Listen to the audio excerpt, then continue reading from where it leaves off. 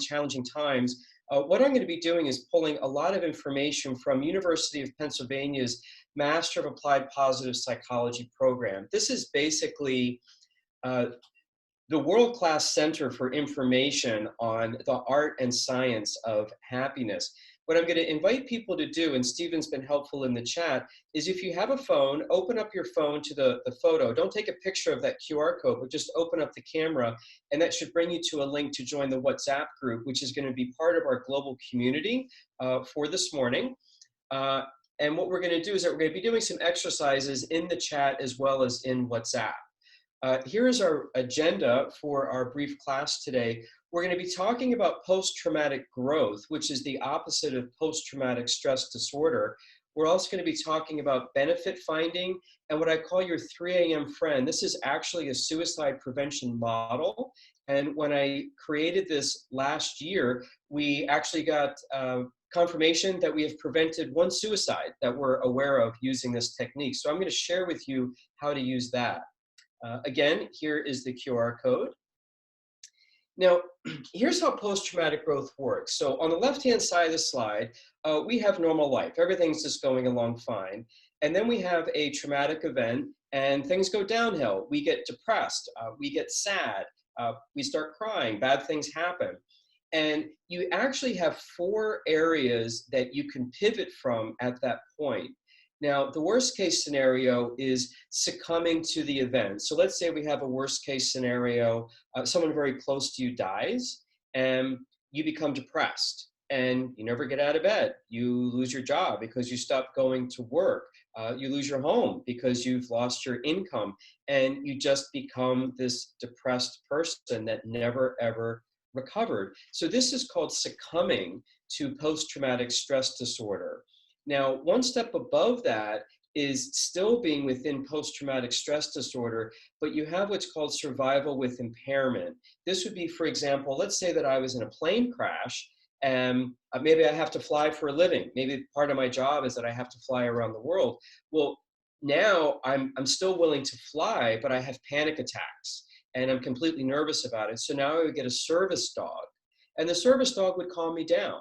So I'm able to actually get on that airplane and fly, but maybe I have to take a calming medication, like a benzodiazepine, and I need to have my dog on my lap. So I'm surviving, but I'm impaired because I need the service dog and I need a calming medication to get through that flight. So that's what survival with impairment is called. Then what we have is what we typically hear is resilience. Which is basically recovering, where we go back to where we were. So, let's say that you were in that plane crash and you were freaked out. But over time, perhaps through therapy and support groups and maybe some journal writing, or just as time passes, you find that you don't need the service dog, you don't need the calming medication. Let's say that someone very close to you passed away, and you had that mourning period. But over a year or two, you got over it, and now you're fine. So this is called recovery through resilience. But what I want to share with you today is what's called post-traumatic growth. This is actually thriving. And what's special about this is you have a traumatic event, and because of that traumatic event, and only because of that traumatic event, something really good came out of it. And I'll give you an example of a personal experience with me. In my mid-20s, I started a money management firm on Wall Street. It went very well. I retired when I was about 36, and I didn't have to work for the rest of my life, so that seemed to be okay. I retired in 2004. Well, 4 years later in 2008, the market crashed, and I had a lot of money with a guy named Bernie Madoff, who basically embezzled about 90% of my net worth. And that was awful. It was depressing. It was sad. It was super scary. So now I was actually going from having more money than I could spend, actually looking at a homeless shelter because I couldn't afford to pay my mortgage. Well, because of that event, I went back to work. And I was really bored being retired because I didn't have a purpose. It was really actually quite depressing. It sounds really good, but it was really pretty bad. And had that bad event not happened, I would have never gone back to work. And I didn't want to go back to Wall Street. I did not want to have a transactional life that was so focused on money. And I decided, I just need to have enough money to get by. and I want to do something that I'm really passionate about. And now I'm a teacher. So if I had not had all my money stolen, I wouldn't be here today sharing with you one of my greatest passions, which is teaching people scientifically how to be happier. So what I want to encourage you today is to think about an opportunity through coronavirus to actually have a post-traumatic growth experience and thrive because of what has happened. Now, we've all been hit with some negativity because of this. However, it's how we handle it that's going to be important. And I'm going to share with you tools today on how to thrive and grow out of coronavirus. So the science behind this is called benefit finding and benefit reminding. Tennant and Affleck actually have some good scientific work on what are called coping strategies. You know, it's not, a situation is not good or bad. It's how you interpret it, and it's what you do with that situation. So we're going to share with you some coping strategies. Now, what I'm going to ask you to do now is to go into WhatsApp. I prefer WhatsApp because that's something that you can refer to later. The chat is going to be ending at the end of this. So if you were able to go to WhatsApp, and I'll ask Stephen to put that link in again, to do the group exercise. If that's not accessible to you, please go to the chat. And what I want you to do is to type in, what benefits have you found during coronavirus? Now, here's a picture of a tree around Chestnut Hill Reservoir near my house. And I used to be an amateur photographer, and life kind of got in the way and I stopped taking pictures. But now I take a walk in nature for at least 2 hours a day. And I took this picture with my new iPhone 11 or 12, whatever number they're at. And it has this really cool wide angle lens on it.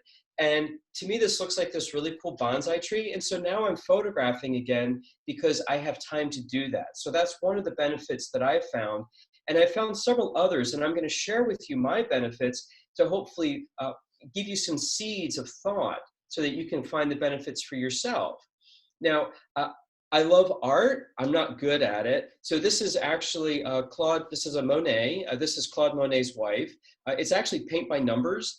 And I painted this. It took me a few months, and I just have zero artistic ability, but I can paint between the lines. So now I'm actually an art forger. And what I think is funny about this painting is that the paint by numbers kit cost me $19 and the frame cost me $120. So the frame is actually worth more than the art itself. And now I joke around, if it weren't for coronavirus, I would not have become an art forger because I have about 4 or 5 Monets, which he didn't do, but I just kind of painted into the lines.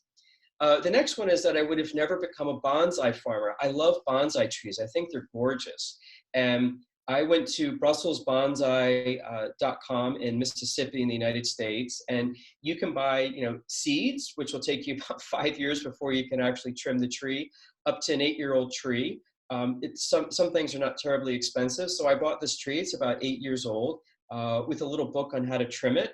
And it's just a lot of fun. I really enjoy it because it allows me to show some creativity. And I only have to trim the tree, every 2 weeks. So it's not too high maintenance.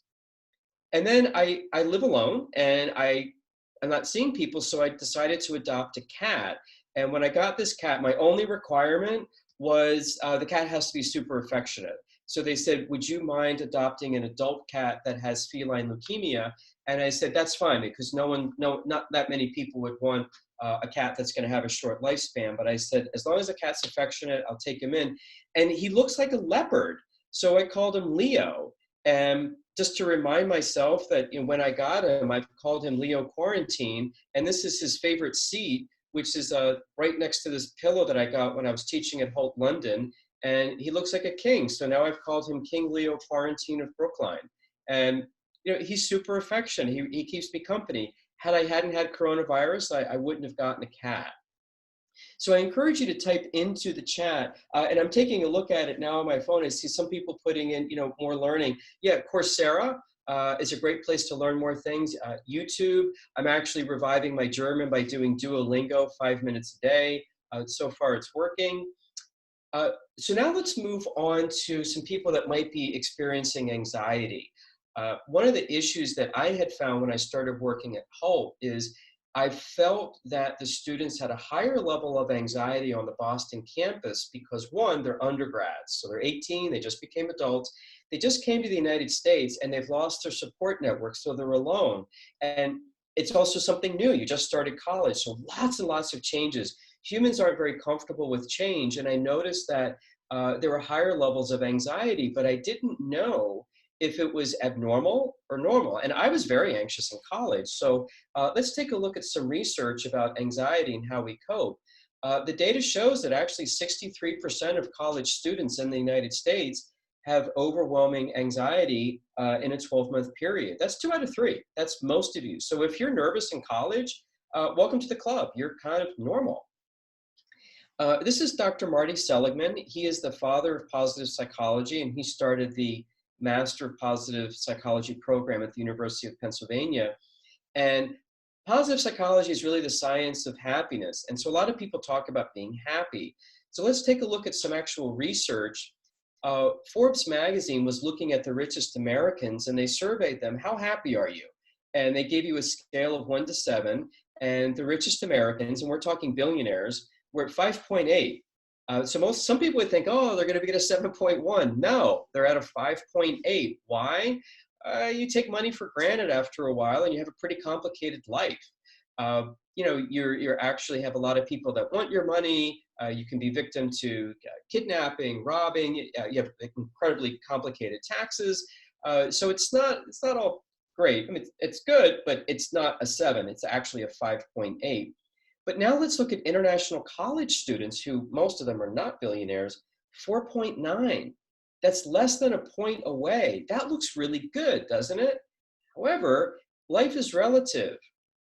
They're actually closer to the happiness of a Calcutta slum dweller, 4.6 to 4.9. How could that be? And why is a Calcutta slum dweller only about 1 point lower than an American billionaire? Well, what it comes out is it's community. It's having friends and having relationships. And we're going to be talking more about that.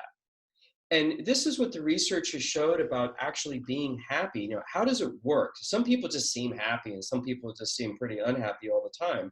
Well, about half of your happiness is genetic. You can't control it. It's your lot in life. You're either happy or you're not, but that's only half. Now, the other half is something that you can change. 40% is your internal state of mind, which is how you interpret events. We actually did a benefit finding exercise. Some people say this coronavirus is the worst thing that ever happened in the world and life's awful. That's how you've decided to take a look at it. But other people have said, hey, this is a really good opportunity to learn how to cook, learn more things, get closer to my family, watch my child grow up, sleep longer, not be so worried about what I'm wearing, wear really comfortable clothes because no one's looking. So that's where 40% comes in. However, most people focus on the 10%, which is circumstances. Do you have money or not? Are you living indoors or not? Do you have access to clean water or not? And these circumstances, if you don't have minimum living standards, it's actually going to cause unhappiness. However, once those standards have been met, the ability to have more of that isn't going to make you happier. For example, it could be pretty unhappy if you don't have a refrigerator and a stove in your home because you can't have access to all the delicious, healthy foods that you could have because you don't have a refrigerator or a stove. Once you get that, once you get the refrigerator and the stove, great, very big bump in happiness because now you have more access. But what if you had 3 refrigerators and 3 stoves in your house? It's not going to make you any happier. You only need 1 of each. So this is where, in the circumstances, you need that 10%, but a lot of people go a little crazy and they say, well, more is better. You only need 1 car. You don't need 10 cars, but a lot of people go crazy and they get more of the same thing. And this is what we learn about positive psychology.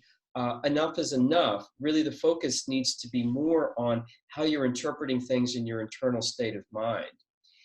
And that happiness movement has actually evolved into a new theory called well-being.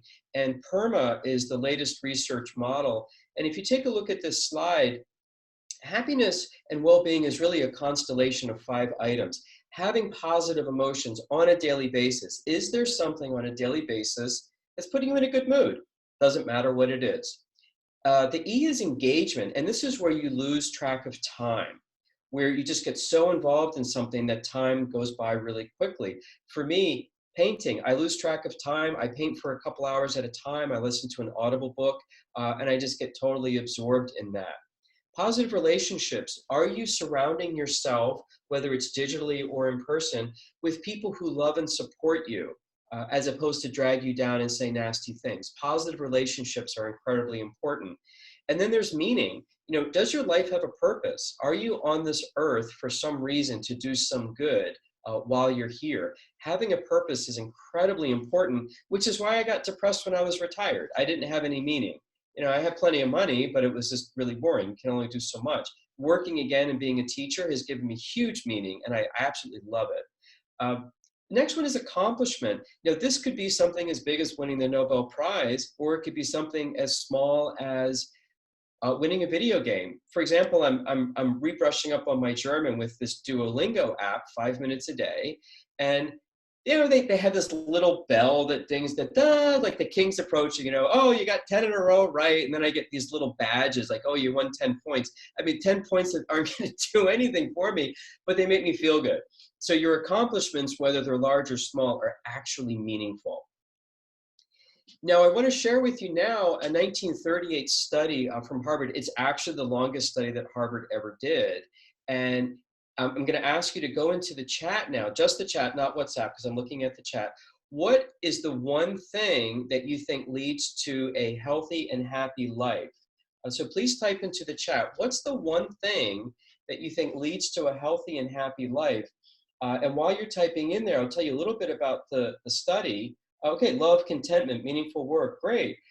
This study was only men, because at the time Harvard only accepted men, and also be mindful that in the 1930s, people were pretty conservative. So a conservative male, so the study is actually biased on that end. And I'm seeing some really good stuff in here: sense of fulfillment, happy wife, happy life, consistency, sense of purpose. So let's take a look at the answer. It's close relationships. So the chat got it. It's more than money or fame. And what I find really fascinating about this is that in 1938, at Harvard, a class of all men, the focus was money and fame. But at the end of the day, when they really looked back and reflected on their life and said, what made it happen, it was close relationships. And what's even more interesting about this is that this was a longevity study. So the people that died and fell out of the study didn't have the close relationships. So these people are quite old right now, and this is the data that's coming up. So regardless of what your income status is, or how you're regarded in the world, whether you're famous or not, really it's love and friendship. And you can choose your own family. Yes, you were born into a family, but you can choose friends who are as close to you as a family. We're all able to do that. So fortunately, access to happiness is accessible to all of us, and it's close relationships. So I have found, being a workaholic, that I have started, based on this study, really valuing my friendships more and finding more time for them, as opposed to saying, well, I got to get work done first, and then I'll go out with you. And now I flip that. Hey, if there's an opportunity to go sailing and it's a sunny day, I'll do my work later.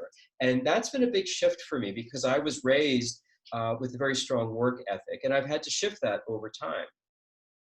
Now, I encourage you to take out your phones or do a screenshot of this. This is a perma wheel, and basically the way you look at it is the middle of the circle is a 0, and then you take a look at each pie slice. So for example, let's say authentic connections and relationships. If you look at the end of the blue chip on the bottom right, you see R10. That means that you're scoring a 10 on relationships. So between a 0 and a 10, you make like a little mark on where you are on relationships. If you go to engagement, the purple one, you see at the bottom of the purple triangle is E10. So between 0 and 10, where are you on engagement? And you're actually going to build a little wheel. And as you fill that in, I'm going to ask you, does your wheel roll or not? So where are you? And what you can do is just kind of connect the dots. So let's say that you're at a 5 on relationships. So from 0, you'd make a little mark right about here. And then you're just going to bisect the line like this. Now let's say on engagement, let's say that you're a 10. you're going to make a line just like this. And eventually you're going to have this sort of wonky little wheel. And the question would be, does your life roll? Does it work? And where you're on the low end, let's say around here, that's where you need to focus more on meaning. Let's say you're really high on engagement, you're good there. So this will allow you to see, where am I thriving and where do I need to do some work? So now next for the chat, this is another good guessing game. What do you think is the number one thing you can do to increase your well-being? So let's say you're not having a great day. What's the number one thing you could do to get a really quick bump on your mood? Sleep.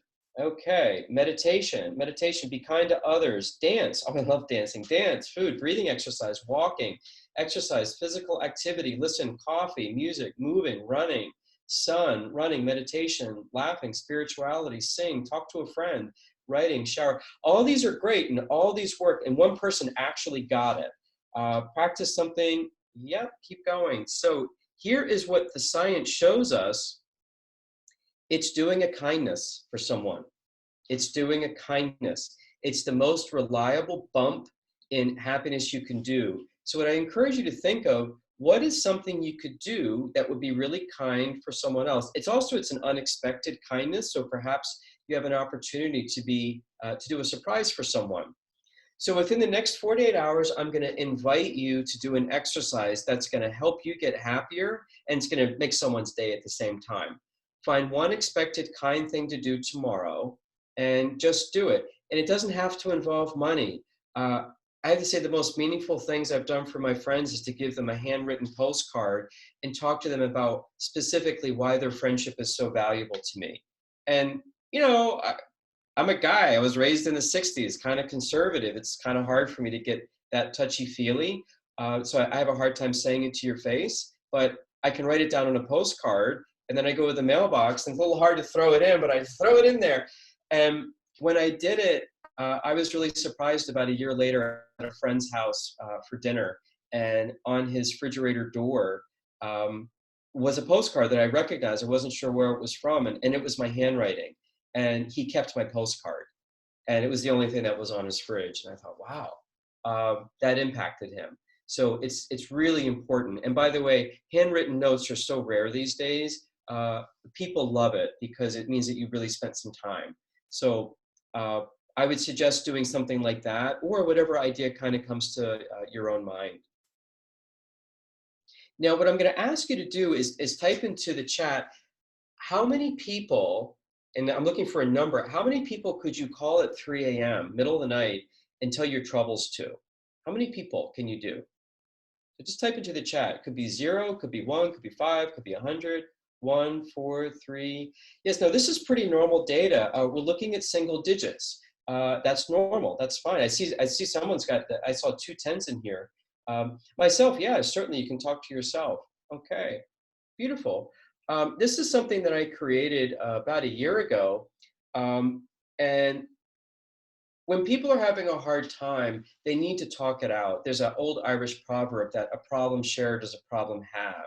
And when people are having a hard time, and I mean like a really hard time, between really bad moment, all the way up to contemplating suicide, a lot of people feel like they're a burden and they don't want to call and reach out for help. That's just kind of comes with the package. And if you have someone who you are willing to have them call you at 3 a.m. when they're having a tough time, I invite you today to reach out to all those people and say, I'm your 3 a.m. friend, that I know if something goes really tough for you, and you might not feel comfortable picking up the phone thinking that you're going to be a burden. You're not. I want that phone call. I'm your 3 a.m. friend. When we did this exercise last January on the Boston campus, about 4 months later, I got an email from one of my students, and he said he prevented a suicide. He had called a friend who he saw was in trouble, said, I'm your 3 a.m. friend. The friend called and said he was considering suicide, and instead he decided to pick up the phone. And so we have one more person that's still on this earth because of this. So this works. So if you have someone who you really care about and you're willing to take that phone call, but they don't specifically know that they are your 3 a.m. friend, make it really, really clear. Send them that text or email. and let them know. Don't assume that people can read your mind. That's why I have the little mind reader up on the slide. A lot of times we make assumptions. Oh, they know they can call. No, if you haven't explicitly said it, please don't assume that. It's really important. Now let's take a look at a 2017 study of 48,000 college students. Over 2/3 of them have experienced deep sadness, loneliness, overwhelming anxiety.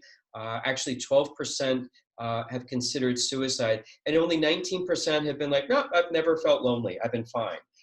So you can see it's really the rare person that's doing just fine in that college survey. And the question we wanted to look at is, why? It seems like such a big number, and college could be a really cool time to have a great experience. You're meeting so many people, you're learning all these new things, the world has just opened up for you.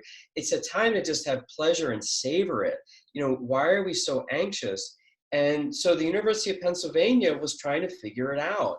And here's what they found. It was social media was actually increasing depression and loneliness, which was weird because it's supposed to connect you. So why, with this digital connection, are we actually getting more depression and loneliness? And here's what they found. It's the like button. They found that with less social media, there was less social comparison, less depression and anxiety. And it's the like button. So in the WhatsApp group, I encourage people not to comment on other people's shares. For example, if you say, hey, that was a really great idea, the person that didn't get, hey, that was a great idea on their share might say, hey, no one likes my idea. So people can be pretty sensitive. And I haven't been that much on social media until I got to Hult. And when I did start this WhatsApp group a year ago, we had about 90 people coming into the group for the first talk. And afterwards, I started getting notifications that people had left the group, because the talk was over. The WhatsApp group was just there for the day. And it hurt my feelings. I thought that I was being personally rejected because people were leaving the group. And then I thought, oh, I get it. It's not personal. But it was my WhatsApp group. And I see John has left her group. Mary has left her group. I'm like, oh, they don't like me. But this is what happens. So this is where we get pretty sensitive. And I do find it's interesting that we allow strangers to dictate our level of self-esteem and self-worth. I fall prey to it too. But what I'd encourage you to do is just be mindful that like button might be causing you more trouble. When you think about it, not that many people put their bad days on social media. Usually it's the photoshopped version, everything's looking great. And there's a line I learned years ago that people's outsides look a lot better than their insides. So I hope this gives some perspective that if social media is dragging you down, maybe take a vacation from it or put it in perspective that maybe your self-esteem and your self-worth can come from yourself and your close friends who really know you, not strangers on the internet. And I just invite you to think of that. It's just something for your consideration, simply a suggestion. Now, here's something that can actually scientifically proven to help people lower depression and increase well-being in under 6 months. Now, humans just naturally negative. That's how we survive. For example, if we were, in the cave, we're cavemen, cave women, and the tiger comes in and we said, oh, pretty kitty, we would have had our head bitten off. But instead, we did fight or flight. We either killed it or ran away. So we have a negative bias for survival, but we can get out of that. So for each night for the next 7 days, just simply write down 3 things that went well today and why.